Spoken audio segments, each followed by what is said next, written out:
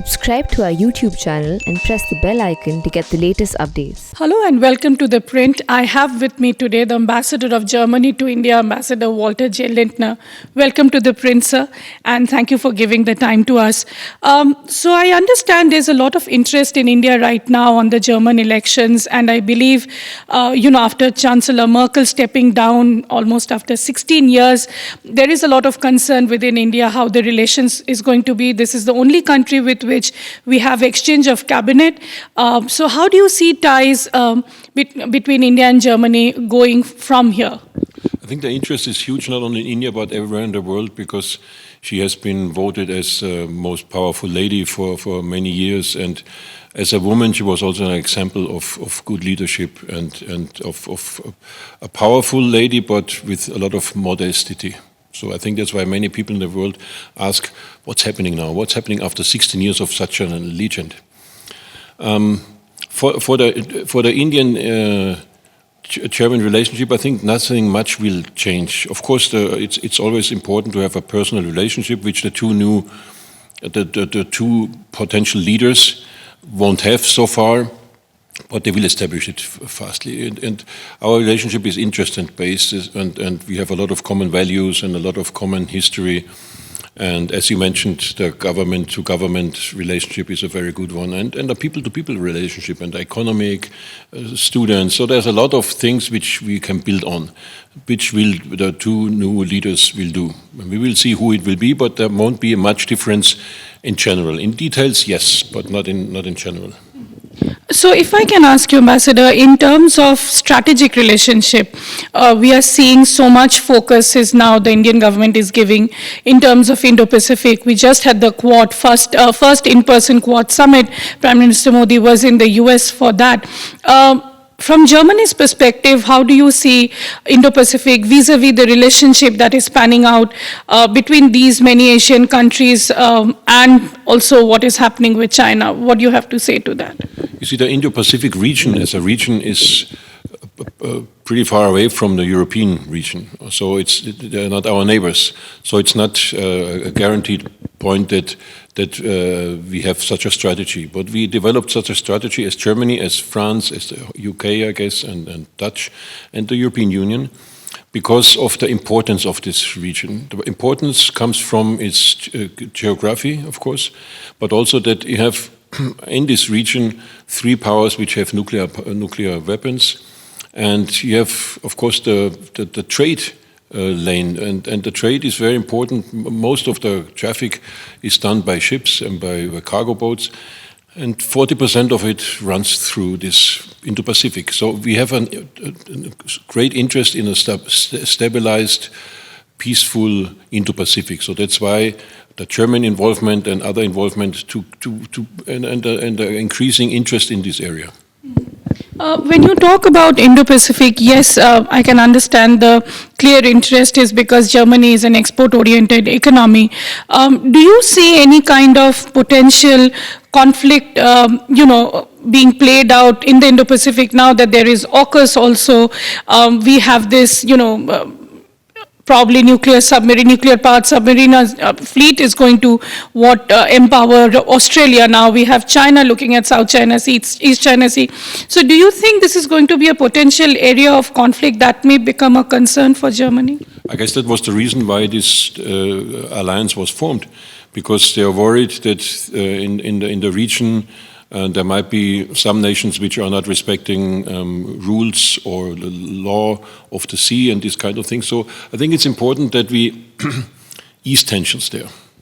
Not augment tensions, but ease tensions. As Germany, as a European Union, we have a long tradition of talking to our unfriendly neighbors, which we had during the Cold War, but through dialogue. And so I think it's important that we focus on the region, but that we are interested, and that's in the interest of Europe, that's in the interest of India, to not have an escalation of tensions there. So whatever we can do, we will do there. And whichever party comes to power in Germany, be it a coalition, do you think the focus will be equally important on Indo-Pacific? Because last year, Germany also came up with its own Indo-Pacific strategy. Yes, of course. Whoever will be the new Chancellor of Germany will focus also on this region, because it's a very fast-growing area, it's a very dynamic area, a lot of youth, but as I said, also with a lot of potential for conflicts. So I think we have to, as we focus on, let's say, the Ukraine or the Middle East or Northern Africa or other places, the Indo-Pacific is some area which is now more and more in the focus of European politicians. So also now one of the European Union members, France, is very upset with what has happened with AUKUS. You're well aware about that. I do understand Germany has said that you understand why France is angry, but do you see that also playing out in the long run as a source of tension? Do you think France and Australia will ever be able to patch up? How will EU look at into in this AUKUS kind of arrangement? They will patch up.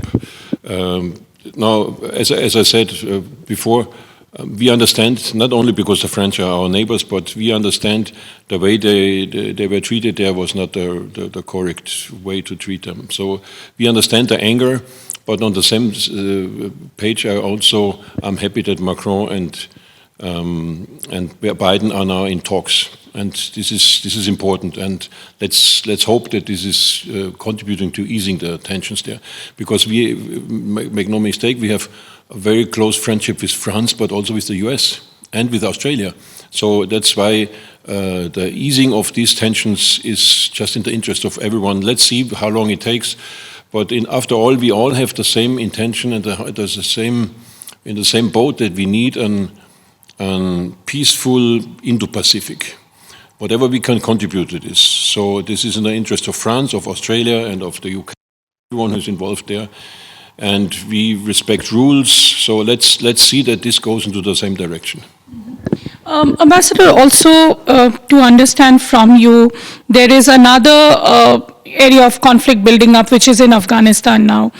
With the Taliban dispensation coming there, we've seen what had happened on 15th of August, and eventually many countries shut down their embassy, including India's, and all the NATO forces withdrew. But now we see there is this the debate has sort of shifted on the legitimacy to be given to the Taliban dispensation. Now, keeping all this in mind, how is Germany looking at it? Also, are you discussing the same issues with India in terms of what would be the next steps when dealing with Afghanistan comes to the picture? Yes, we do discuss this with India. We do this already since years, because we have been involved in the Afghanistan peace process and also in the peacekeeping there since 20 years, Petersberg process and these things. And India also is a very important actor there.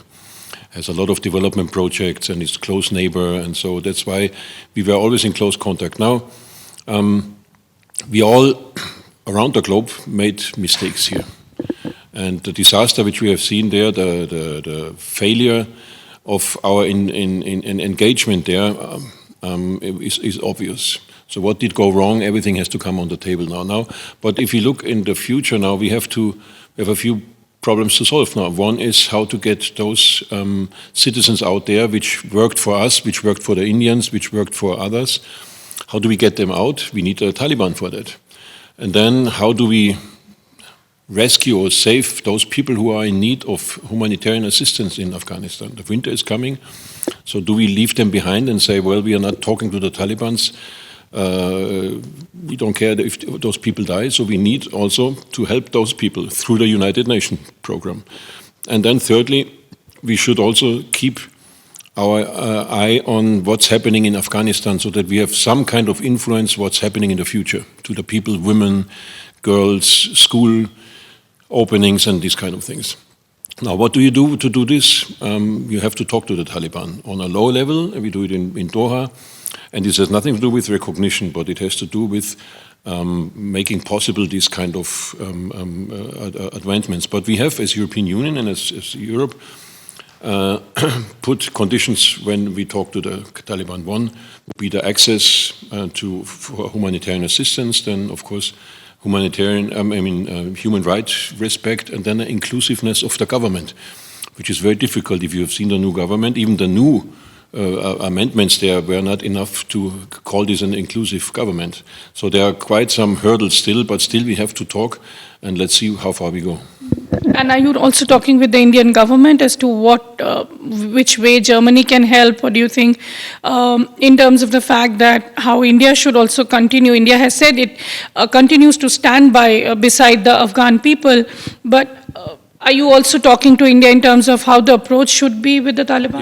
Yes. Of course, we talk, and our two foreign ministers, Jaishankar and Maas, have talked in New York on the sides of the General Assembly, and they were talking about Afghanistan. So how do we go there? And they have also telephone conversations, because, as I said, India is a very important player, and Germany has been also very active in the Afghanistan peace process all the time. And Ambassador, finally coming to German companies working in India, I understand during the COVID time when the lockdown was going on, they faced a lot of issues. But then Germany had extended a huge amount of help with oxygen plants and other measures, ventilators and everything else during the second wave.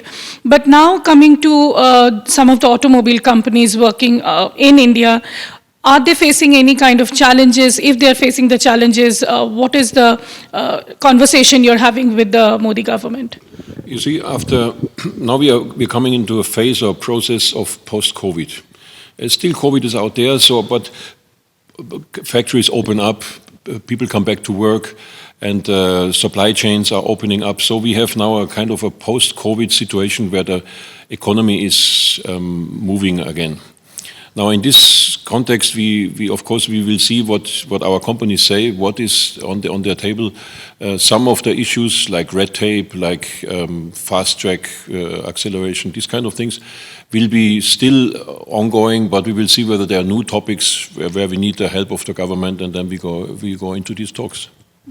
But what are the companies telling you? Are they facing any kind of taxation issues, regulatory issues? Some do, some don't. You know, we have from Siemens, from the biggest ones, we have two family-owned companies with over 2,000. So the picture is a different one. Some don't have any issues, others have issues. And in these issues, we try through the process of fast-track solutions, and through other talks, we find solutions. But you can't generalize all the German companies, because there are so many here, and some are very, very successful. Others have some hiccups, but we try to solve them. Thank you so much, Ambassador Lindner. And that was German Ambassador to India, Ambassador Lindner, talking to us about India-Germany ties in the backdrop of geopolitical changes that are happening in the region. Thank you for watching The Print. This is Nayanima Basu.